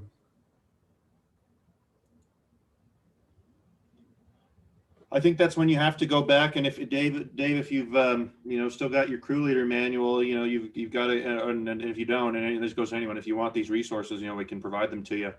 But that's when you got to go back to the conflict management, right? Where you've got to identify the issue, you've got to understand what the potential outcomes are, and determine how you're going to either manage or try to address it. You know, do you need to pull somebody aside and talk to them about what's going on and how they're approaching it incorrectly or inappropriately? You know, do you need to pull the crew together and reset expectations for the day? You know, I think that and, you know, Taylor, correct me if you have or anyone else really, you know, if you have any other thoughts on this, but I think that when you're getting into that conflict management territory that we didn't really cover today, but, you know, again, as part of the full crew leader training, and I'm happy to share resources with, but that would be my answer for you there. And then I know we also in 2020, project managers started to read our VOC creed on projects at the start of the day. So I think you can also refer back to the creed. I don't have it memorized, I'm sorry, but we can shoot that out, because that's another thing is like, hey, you know, the creed was read at the start of the project. You know, that's what we're here to embody. So that's another quick way along with conflict management. When I took some WRV training, they were making a point that it's really important to say something. You know, Right. it's not the atomic war or anything. You just want to, when something sounds inappropriate, you might want to say something just to make whoever received the wrong message know that's not the right, you know, that's not the message we're trying to send. I think that's a good point, Dave. And I also think that sometimes it doesn't always have to be you. You can say something to somebody who can help you too, right? If you're not comfortable approaching the individual, you can try to, I've been there, you know, where someone said, hey, Dan, can you help me talk to this person? You know, they've shown this or that. And we try to approach it with respect, with kindness, with constructiveness. But I think, yeah, as crew leaders, in any case, and this is no different, you can always seek help, you know, if you're not comfortable approaching it directly. I appreciate that, Dave. All right. Taylor, I'm just going to pop over to my screen share here. All right. Are we seeing this COVID-19 basics? All right. So last request we had was to go over some of this stuff. I'll try to do it quickly. Many of you volunteered with us last year, and this certainly is the same, though some of it has changed. So just how VOC is approaching the ongoing pandemic in volunteer projects. So first things first, volunteers must bring all their own PPE. Last year, this was really stringent. Like before we really knew what was going on, you know, that meant volunteers had to bring all their own gloves and everything, in addition to eye pro and ear pro and whatnot, depending on what the case may be. We're still going to say in the volunteer communications, you know, bring your own gloves, bring your own PPE, but quietly on the side, we're going to bring enough for folks that don't have theirs. We've learned enough. We feel that that's okay to, you know, as long as we take it and no one else uses it and it gets washed, we can live with that, you know, not as much of a risk as a surface to person transmission. We're still going to be wearing masks at all times, with limited exceptions made when greater than 6 foot distance, like hiking a work site, like working heavily and need to breathe, of course, eating and drinking. And we're actually, for crew leaders and other project team members, going to be providing KN95 masks this year. We'd like to have the volunteers that come out the most and are doing the most person-to-person interaction have a little bit more protection. So VOC's purchased a whole slew of disposable KN95 masks. If you don't have your own, we'll have one provided to you. Of course, maintaining 6 foot physical distance is still something we're going to try to do. I'm not going to get into it now, but just know that we've put a lot of thought based on our experience with last year, the feedback we got from volunteers, you know, the outcomes of projects, so on and so forth. And we put together a little bit more guidance on a variety of types of tasks and how this can or can't be done. And at the end of the day, you know, if we're a little bit more, if we have to pass by each other, if we have to do something quickly without, you know, spending a whole lot of time at less than 6 foot distance with masks on, we are going to, you know, provide a little bit of flexibility. That being said, you know, we want to err on the side of physical distance and always, you know, err on the side of caution and discuss it with a team member or a staff or a TA before you're doing it if you're not sure. That being said, we are going to provide a little more guidance this year on what we think appropriate ways to do tasks are, and quite frankly, you know, if you see a way to do something, you can always discuss it with your project teams and have that conversation on a project by project basis. But just generally maintaining 6 feet all distance all day is going to be part of it, and that goes true for overnight projects as well that we're bringing back. So that'll be in camp as well as on the project site. And then hand sanitize, hand wash, and disinfect often. You know, upon arrival, we put out hand sanitizer after filling out any paperwork. There's hand sanitizer after using the bathroom, and sharing tools as often as possible. And last year, and we're investing in some additional, a little more portable, easier to use hand washing stations to get out on the trail.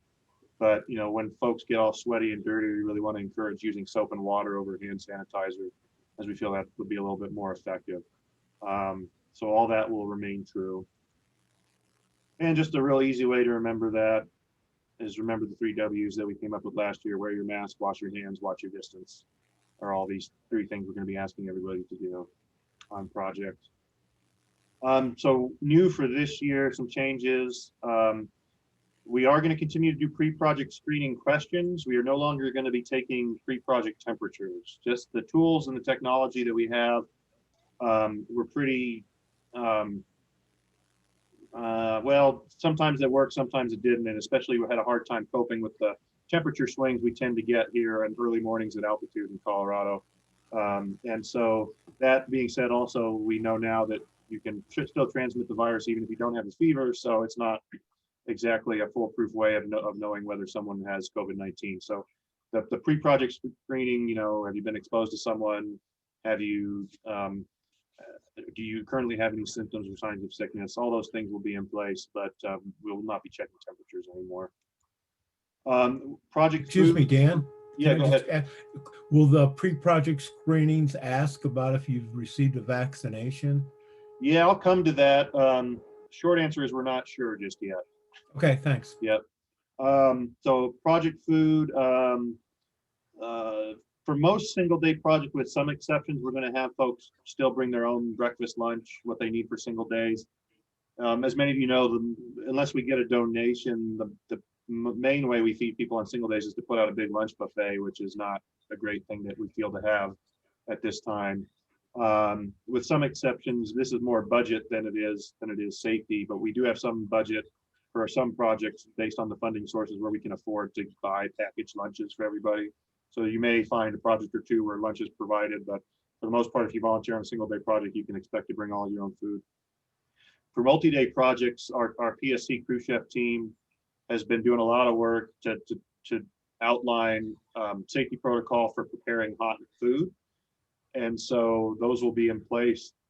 And on multi-day projects, you can expect at least to have breakfast and dinner provided, but you'll still need to bring your own lunch for the weekend, for both days on the weekend.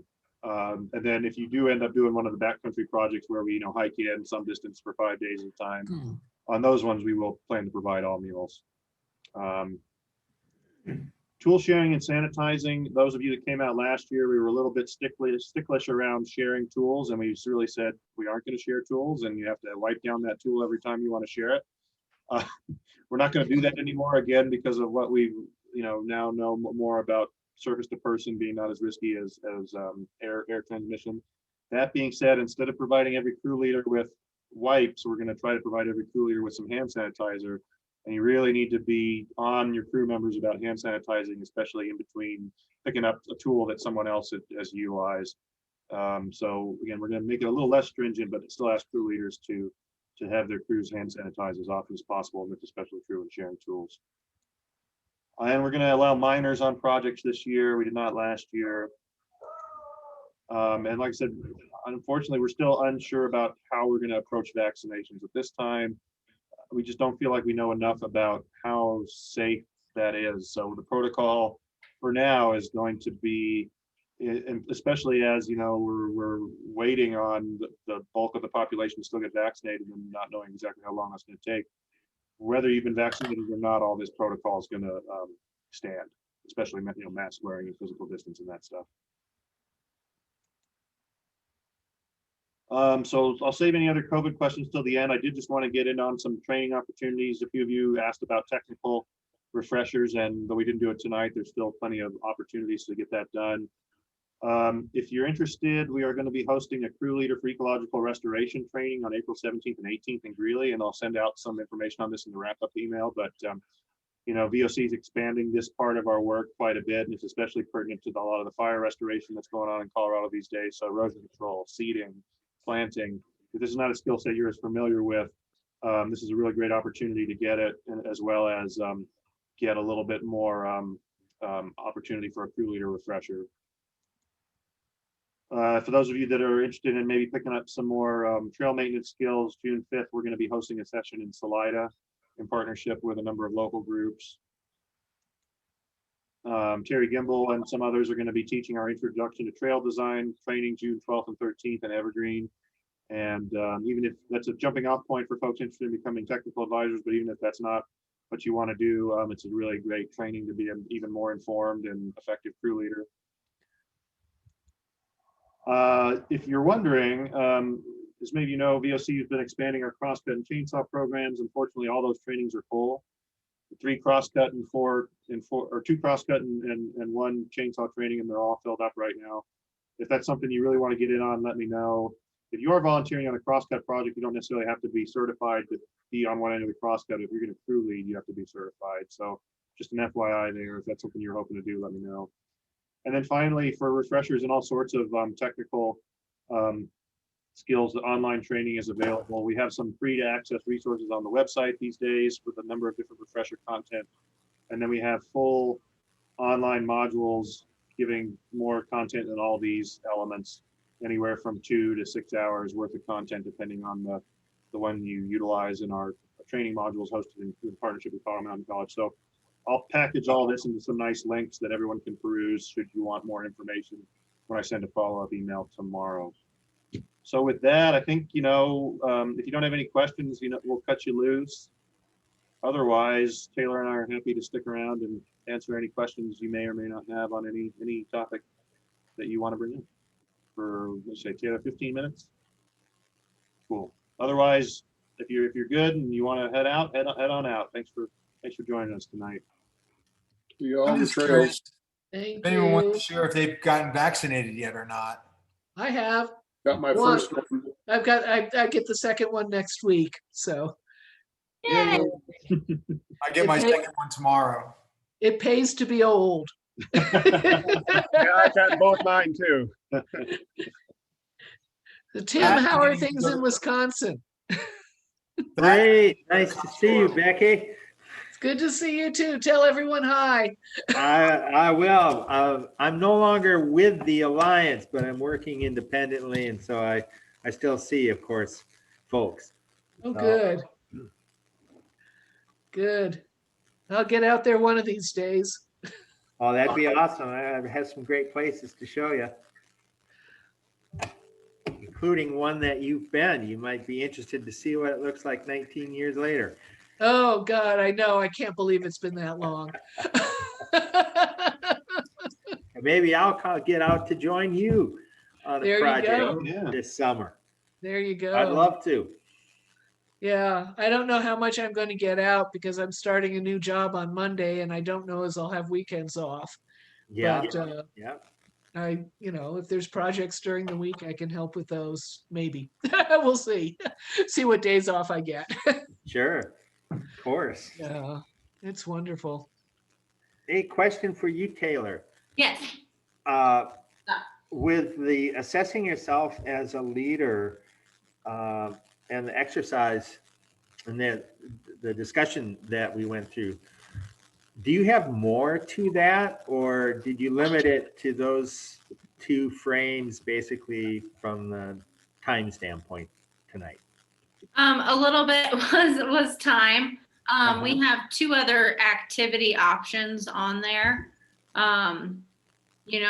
This was also the very first time we were running through this. This is a brand new module. Right. But yeah, it was normally about 35 minutes, shrunk it down to 20. So it was missing some things. But if you I have think it's any thoughts or things you would think would be helpful to add or discuss, like, please feel free, and we just so we can make sure it's in there. no, I think it's on a really good track. It's good to see. Tim would be happy to send you the draft of the lesson plan if you'd be interested. So Oh, absolutely. take a look. That'd be awesome. We have our main VOC crew leader training for VOC crew leaders is May 8th and 9th this year, and we're planning to try to roll something out with that module at that training as well. So Nice. continuing to kind of build on this, and this was Taylor, I thought you did well. Oh, Yeah, it was. it's so weird It's over like- Zoom roll it out. when I can see like 5 faces at any given time. I was like, I can't see everyone, but we'll learn. We'll get used to it. But yeah, no, I would be happy to get more feedback on it. We worked with the training and mentoring committee with the LDAC, which I don't know what that stands for. So we had some volunteer leaders help out. Well, one of our working committees these days at VOC, our Leadership Development and Advisory Committee, and the group of volunteers on that committee has been working with Taylor to put that together. They did. And then, some of our, just getting some feedback tonight and turn it over to volunteer instructors to continue to build on it when we get to our crew leader training, that sort of thing. Nice. So, Dan, I have a question for you. Sure. As a new crew leader, how does a person go about tying in with a mentor to go out on a project? So Dee, you can reach out to us directly, either myself or Kendall, who handles volunteer registration. But when you register, what you need to do is mark yourself as a crew leader mentor. And I believe I'll send it to you. I know we have our list of mentorship projects approved for this year. And then I'll send those to you, or I think depending on what you want to do, if you're working with Steve on one of the Lost Creek or Mount Evans projects, I think that would be appropriate as well. But then basically, once you let us know you're coming as a mentor, we pair you up with a qualified or mentee. We pair you up with a qualified crew leader mentor on the project. And then they have a form to run through that's, did this thing well or needs improvement here. And, for final certification, most folks these days tend to get it down in 2. Some people need more projects. Some people need less. Okay, will do. Yep. Look for some more communication from me. I'll get that list out to you if I haven't already. Perfect. Yep. But then once you see a date you want to get out on, one of the most straightforward ways is just to shoot me an email. Well, the date that I had scheduled, it was snowed out, and then COVID hit. So Oh gosh, yeah. That was last year, right? Yeah. yeah. Okay. So I've been gone for like 5 years, but are we getting more diversity out on the projects? Because I know that was something that we were always trying to encourage, but weren't too successful in the past. Are we getting more diverse groups? We are, and we're continuing. We have pretty significant strategic plans this year, and the years moving forward to continue to grow that. Good. I think the big thing is also like diversifying our leadership ranks, like volunteer leadership ranks. But yeah, VOC committed where we hired a DEI consultant firm to work with us for a whole year. And support us in that process, and that'll be slow and internal to begin with, and then but hopefully they'll have really good ideas to help us continue that goal of engaging as many people as we can in stewardship, because that's the mission, right? That's what we're all trying to do. Well, Taylor, you can tell me if I'm framing this wrong, but one other strategy we've hit on too, that's some of our more diverse engagement, rather than trying to, not that we're not doing it, but rather than all the effort being around, coming to the sort of traditional VOC event. How can we better engage different communities and volunteers where they're at? That's a good So, idea. Right. So it may mean more time working directly with them. For instance, Taylor and I are doing a project and training later this year with a group called Environmental Learning for Kids that has a ranger program for Denver youth-based ranger program, and they want to have stewardship skills as part of that. And over time, hopefully, if we talk to them about VOC, they'll figure out they enjoy it and want to participate. That sort of thing, right? But in that case, we're just working with them directly rather than saying, come on out and join us on this project. Mhm. That sounds good. Well, it was good to see everybody, and hopefully I'll be able to help out again this year. You too, Becky. Nice to see you. See ya. Bye-bye. Bye, Tim. Good to see you, Tim. Taylor, hope your dog is happy again. Oh, she was happy the whole time. She was just being obnoxious about it. She has a bone that she likes to slam down